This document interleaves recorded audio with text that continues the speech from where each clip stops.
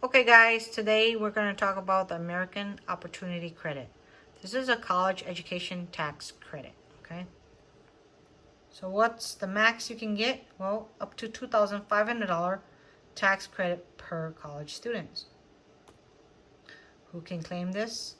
Well, you may be able to claim an education credit if you, your spouse, or dependent you claim on your tax return was a student enrolled at or attending an eligible educational institution. So for 2020, the credits are based on the amount of adjusted qualified education expenses paid for the student in 2020 for academic periods beginning in 2020 or beginning in the first 3 months of 2021 if they're prepaid. Who cannot claim this credit?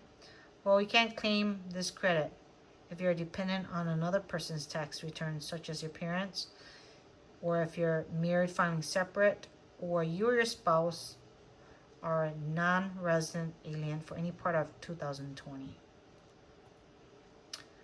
Okay, how do you get the max? Well, your modified adjusted gross income, MAGI, on line 11 on your form 1040 has to be below 180,000 for married filing joint, or below 90,000 if you're a single head of household or a widow. Again, this is only available for a student, college student, that had not completed all 4 years, the first 4 years of post-secondary education before 2020. And this tax credit is only available for 4 tax years per student. Again, this student must be pursuing a program leading to a degree or other recognized educational credential, and they must be enrolled at least half-time for at least one academic period during 2020. Again, how do you qualify for the max 2,500? Well, if you are convicted of felony for possessing or distributing a controlled substance, you don't qualify for this. So no felonies for doing drugs, possessing, distributing drugs. And of course, the person filing for this credit and the college student must have a TIN, tax identification number.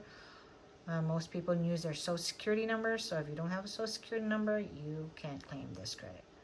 On top of that, the institution, meaning the college, you need to have their employer identification number, EIN, in order to claim this credit. And usually these EINs are on the form 1098T, which the college sends to the college student. Okay, to get the max, you should have at least $4,000 in adjusted qualified educational expenses. I mean, to dumb it down is meaning you paid at least $4,000 in tuition. Okay, tuition. Let's focus on the simplest thing in 2020. So qualified expenses could be tuition, required enrollment fees, and course materials such as books, supplies that the student needs for the course of study, whether or not those materials are bought at the educational institution or college as a condition of enrollment or attendance. Okay, so these expenses can be paid for by cash, credit card, check, or student loans. Again, what are other qualified educational expenses? We already talked about tuition, books, supplies, and equipment. It could be non-academic fees such as student activity fees, athletic fees, other expenses related to the academic course, only if these fees must be paid to the college as a condition of enrollment or attendance. Now, what is not a qualified education expense? Well, personal expenses are not, such as room and board, food, insurance, medical expenses, student health fees, transportation, stuff like that, games, hobbies, non-credit courses. Now, how do you calculate this adjusted qualified education expense? Well, you get that 1098T, you look at box 1, that's usually the tuition that you paid, and then there's a box 5, which is if you get scholarships and grants. then you just take the difference. So let's say you paid $10,000 tuition, you got $8,000 scholarships and grants. So the number you use to calculate this credit is the $2,000 adjusted qualified educational expense. Another example is if you have books, that you paid, then you have to add that on to the tuition too.